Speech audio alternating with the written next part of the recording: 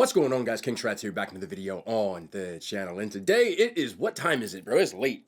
It is 3 o'clock, 2:59 a.m. And I am just finally eating because I went to watch the Colorado game with a bunch of friends.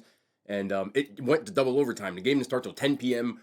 I didn't think it was going to go that crazy. So I was just going to record when I woke up in the morning. But on my way home, I seen the QuickChek. And I was like, you know, I've only done one QuickChek video this entire time. So let me go in here and see what's popping. So I got two new sandwiches. It was 3 o'clock in the morning, and you could just tell by dude, like when I was pressing little things, and he was like, man, I don't feel like making these damn sandwiches. So I tried to get like two other like little side dishes, and when the order went through, he's like, we ain't got that. So I got Panera Mexican street corn soup instead.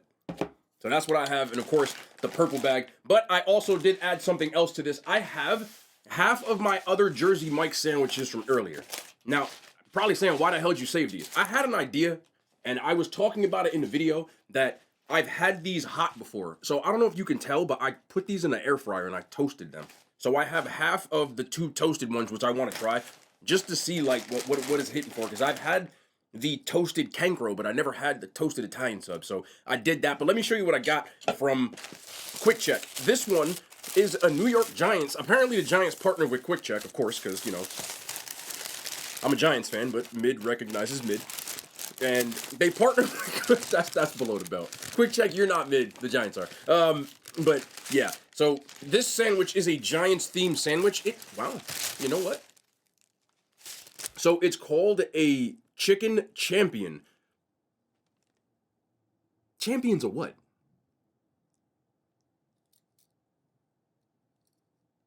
Yeah, I just lost 40 to none talking about champions. So it is fire braised chicken with garlic aioli, fresh mutts, roasted red pepper, balsamic glaze, oregano pepper, crushed red pepper. That is what's on this sandwich. So it's like kind of like a caprese. I mean, I know a lot of you probably don't know what that is, but they make that. It's a very popular sandwich around here. Chicken with fresh mutts, balsamic, roasted red pepper. It's a very popular thing at a lot of diners and stuff. And this is a breakfast sub. That's big as hell, but this is a steak and egg breakfast sub. Is this upside down? It sure is. So it's a steak and egg, and I got, obviously, cheese, and then I got, what I get on here? I got buffalo sauce and ketchup, salt, pepper. So I did SPK, but I added buffalo sauce. I just wanted to try something new. Never had that from QuickChek. I never really had a breakfast sub, like a steak and egg one. So that's what's on the agenda today, man. QuickChek is, I don't really know how regional it is, but I know they're predominantly up in Jersey. I don't know if they're anywhere else, but a lot of people think QuickChek is better than Wawa. I am not one of those people. It's good, but you're tripping if you think it's better than Wawa. So let's get into it. Let me get my purple bag out. This is the best bag of Doritos you will ever get. No arguments. Don't care. Don't want to hear it. Lift my whole mouth. Too excited. Boom. All right. Let's try the chicken champion for a team that is going to finish in last place this year. But we got the grilled chicken, the balsamic, garlic aioli, the fresh mutts, the roasted red pep. And then you got the pepper, oregano, and the crushed red pepper in here too. The grilled chicken looks different than anything I've seen. Look at this. Like, that actually looks like legitimate chicken, which is kind of crazy. So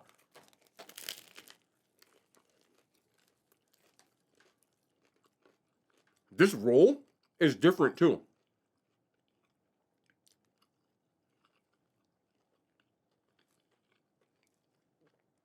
All right, y'all want the good or the bad first? Let's start with the good. Chicken, juicy. Can't believe it.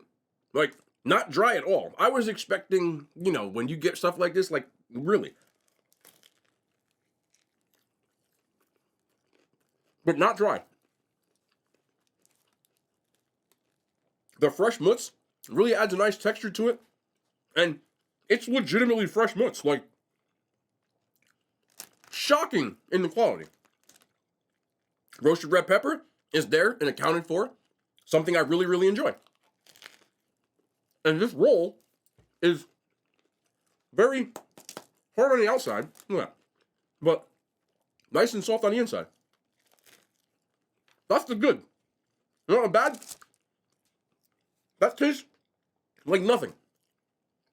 I still have Dorito residue in my mouth, and that's what's flavoring that entire sandwich. Like, I'm getting no balsamic, I'm getting no aioli. None. Like, none. It tastes as plain gets. And if I wasn't hungry as hell, I'd have put this down a long time ago. Now, if you put something on this, it'll probably be a lot better because the sandwich quality is there. But if you call whatever you put on this you call that garlic aioli, my goodness, bro. I'm about to take you out a Wawa and show you how you actually make an aioli. Because at least theirs tastes like something. That, wow. It's kind of like the Giants season so far. Like, it looked good on paper. I just dissed my own team. But when it came down to it, and you finally got it, it's just not what you thought it was. And it's a 40-0 in the bun. I'm going to continue to diss them until they make up for whatever the hell that was last week. But if you add something to it, it might be good. But oh my God, like your aioli is like beyond mid. So I'm going to give them the benefit of the doubt. If you put something on there, it's going to be way higher. But right now, it's the chicken mid, not champion. Mid. I'll give it a 5 out of 10. But here's the crazy part. Again, sandwich cost $10. I would order this again. I would just make sure that I had something on there to taste like something. You know what I mean? In other words, if you're not paying attention, y'all not ready for this. I'm leaving here with something. You know what I mean? I'm from around the way. I'm leaving with something. In other words. Let's try the steak and egg. This is a steak and egg. I got buffalo sauce on it. It is a foot long. This one cost $9, which is really not bad for what you get. I forgot what kind of cheese I got on here. But I put buffalo sauce, ketchup, salt, pepper, and oregano. I can't really see the egg, but it's in, yeah, there's scrambled eggs in there somewhere. So let's see what this is.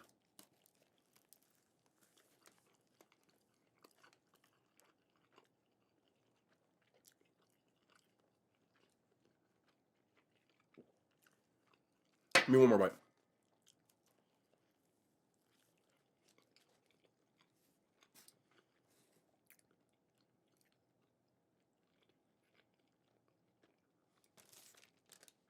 Same thing.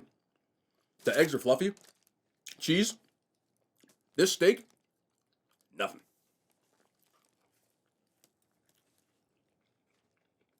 All I'm getting is from the buffalo. It's not bad though. Considering I paid $9 for it. I mean, is it as good as any other sandwich? No. Would I eat this again? No. Am I hungry so I'm gonna eat it anyway? Yep. The eggs aren't bad. The steak is really what's taken away from it. Their cheesesteak, respectfully, is kind of bad. That's not it. But you add the buffalo to it. Cheese isn't really doing much for me either. Wow. You want to talk about 2 letdowns? 2 letdowns in a bun. I'll give them a 5 out of 10. So let's move to this Panera. The crazy part is because I'm still hungry, so I'm finna eat it. It don't matter. We got Panera store-bought soup, which is more than likely the same soup that you would get if you walked into a Panera. Just so people might not know that. It's the same. They be thawing shit. I've watched them thaw it out. Anyway, this is the Mexican street corn. But I wanted to get something from QuickChek. They didn't have anything because it was 3 a.m. So I said, you know what? Let me just grab this soup and heat it up. So I did. And that's what we got. Mexican street corn. Chock full of steam.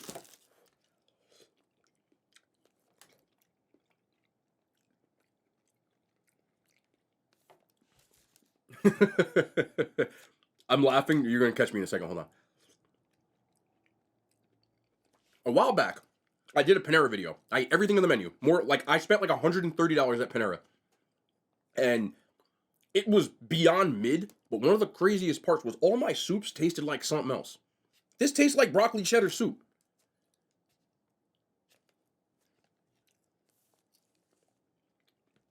Like, it legitimately, it tastes like broccoli cheddar soup with potatoes. There's potatoes in here. I don't know where they're getting their street corn from. Potatoes in a Mexican street corn soup. Like, you could have called this corn chowder and I might have let you slide. If I close my eyes, you told me this is corn chowder, I'd probably eat it. But Mexican street corn, this is like Wisconsin Park Not corn. Shout out to Wisconsin. Y'all got good bratwurst and stuff. I'm not dissing Wisconsin. Cheese curse too. Nah, chef's kiss. I've been out there. You know, I went to school in the Midwest. No strays from Wisconsin. I'll just try and name another place. Not Mexico. Y'all got good stuff. Judging this by the name of this, no. No. 2 out of 10. By the taste of this, it actually kind of tastes like worse corn chowder. I've had better versions of it, but it really isn't bad. Like, I would eat this again. If they changed the label, I would probably give it this rating, which would be a 6.5 out of 10. This is extremely disappointing today, by the way. But we're going to try these sandwiches. So I got the Jersey Mike's, but I heated it up. So I got a hot Italian from Jersey Mike's with the red pepper, relish. We got the tomato still on there, and we heated it. So it's toasted. See that? Yeah, y'all got that.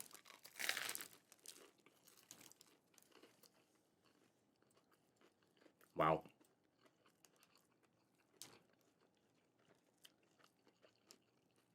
Wow.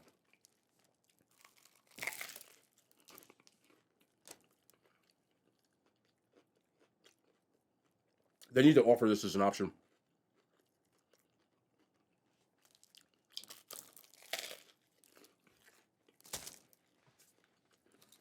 I love toasted subs. You know, I'm a big fan. So, I might like some people would prefer it cold. That tastes 1,000 times better to me hot. 1,000 times. That's fire, man. No bite. Make up for that, dude. I gave that a 9.3 before. I'll give that a 9.6 when you toast it. I'm a toasted sub guy, though. It makes everything better for me. There's no sub that I would prefer cold. None. That's just a preference thing. But let's try this Cankro special. It's more or less just like a roast beef.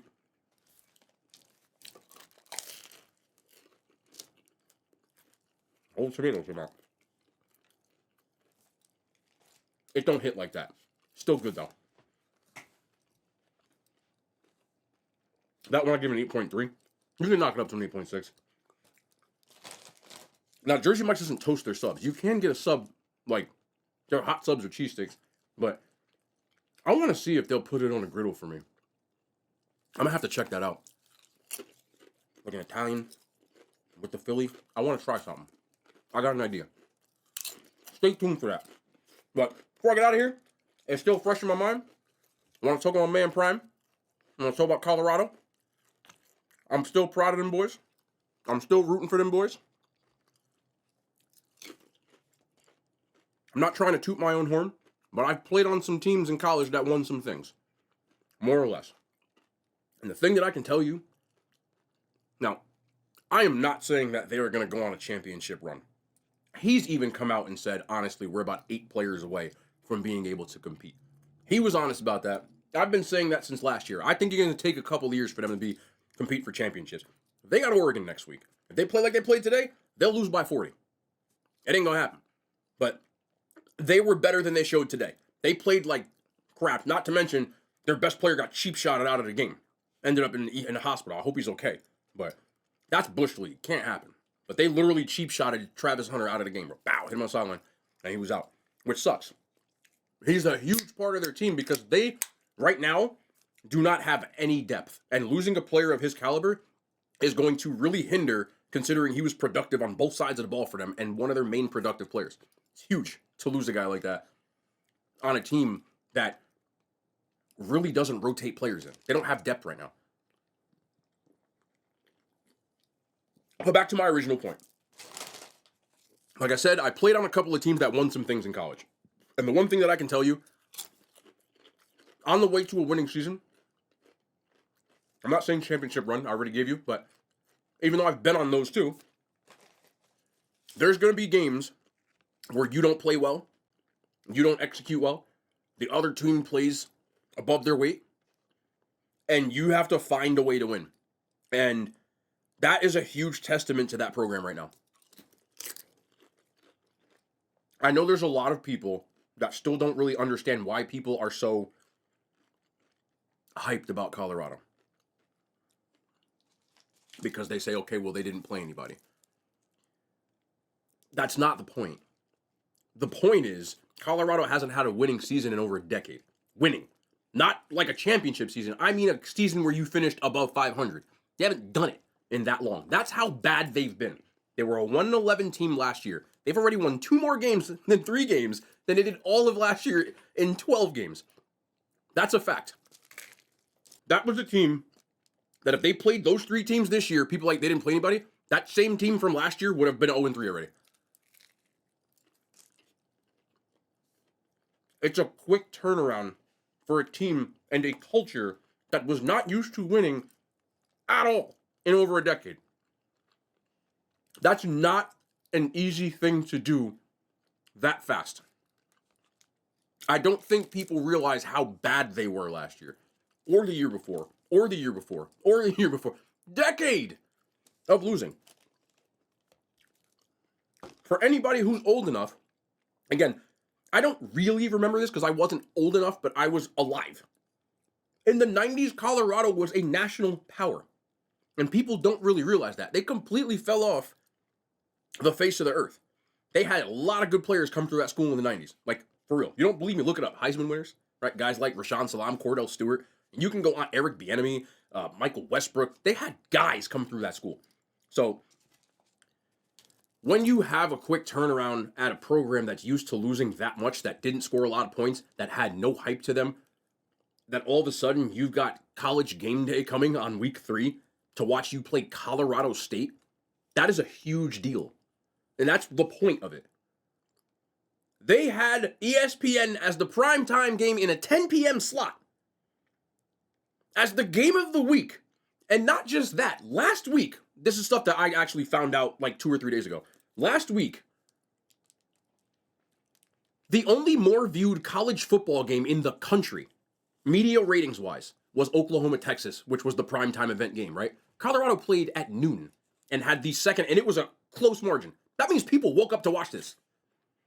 To have people in Boulder in 3 weeks, because you're knocking off teams, and I know TCU lost a bunch of players and stuff, TCU's backups were better than Colorado last year. So, that's why it's a big deal. I understand the whole, oh, he didn't play anybody type of stuff. It doesn't matter.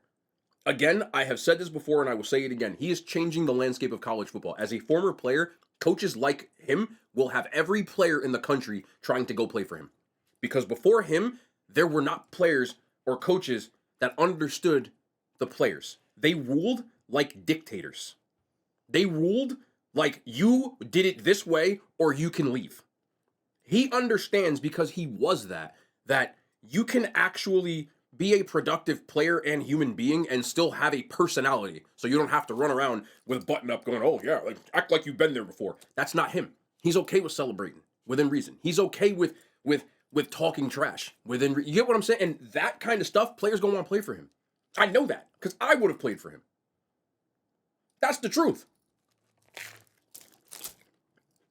And people don't realize that, especially if you were never in it. But when I hear him on TV talking about, I know you want to get an NIL deal. I know you want to get your money. I know how to get you your money. But you're going to have to act a certain way if you do. He's not forcing anybody. He treats his players like men. And as a former player, and I know a lot of former players, the era before this, they treated us like boys. Like, you shut the F up and do this. You're going to do this or get the F off the team. Prime comes to you and says, I've heard him talking. This is how I know this kind of stuff. And this is stuff that it resonates with players.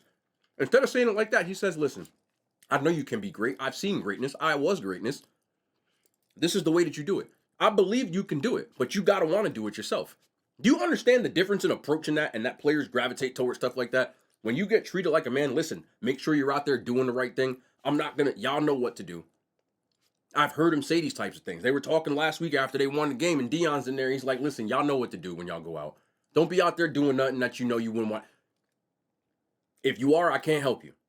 You see the difference between that and y'all better shut the F up and stay in the house and stuff like that, and you can go on and on. He's a player that is a Hall of Famer. He's done everything that the way that players want to accomplish in their career, Super Bowl championships, Hall of Fame, etc., etc. And not only that, he did it in what more modern players are like, with a swagger. That is what players want to be, and he's coaching them. what better person to help you get there than the person who's done it already that's doing it now? And not just that, you got celebrities, former NFL Hall of Famers flocking to Boulder. You're going to have people. That's how you build something. And I'm telling you this right now. Give it 2 or 3 years. Just remember, you can bookmark this, do whatever you want to. Guarantee it. They had the #1 quarterback in the class of 2025 today. They're on a visit.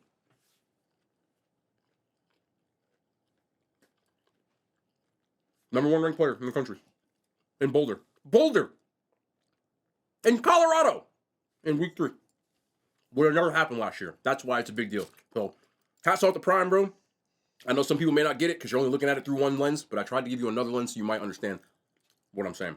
But that's going to be the end of the video, man. I got something planned for tomorrow. I'm not sure if I'm going to, film it. There will be a video as usual, but there might be a second video on my second channel because I might... It's possible for people who watch this long. I'm seeing if I can do it. It's going to be a lot of editing and stuff, but, and I have nothing to do with food. But we're going to see.